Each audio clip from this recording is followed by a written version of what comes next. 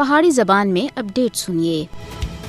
مودی مقبوضہ جموں کشمیر وچ نام نیاد انسداد تجاوزات مہم دے ناں دے اتے آبادکار نو آبادیاتی منصوبے دے اتے اسرائیلی ماڈل دے طور دے اتے کام کر رہا ہے۔ مقبوضہ جموں کشمیر وچ نام نیاد انسداد تجاوزات مہم دا مقصد کشمیری عوام کو نسلاں تھی انہاں دی ملکیتی زمیناں اور جائیداد تھی بے دخل کرنا ہے۔ مودی حکومت کشمیری عوام کو دبانے دے واسطے نام نیاد انسداد تجاوزات مہم کو ہتھیار دے طور دے اتے استعمال کر رہی ہے۔ مقبوضہ جموں کشمیر وچ نام نیاد انسداد تجاوزات مہم دا مقصد کشمیریاں کو انہاں دی اپنی سرزمین دے اتے اجنبی بنانا ہے۔ 5 اگست 2019 وچ آرٹیکل 370 اور 35A دی منسوخی دی اصل وجہ کشمیری عوام دی زمیناں دے اتے قبضہ اور مقبوضہ جموں کشمیر دا آبادیاتی تناسب بٹانا ہے، جڑا نازی ازم دی پروردہ RSS دی حمایت والی BJP دا کئی سالاں دے خواب رہا ہے۔ ایک جائزے دے مطابق قابض بھارتی حکام سن ہون تک مقبوضہ جموں کشمیر وچ 1,78,005 ایکڑ جبکہ جموں وچ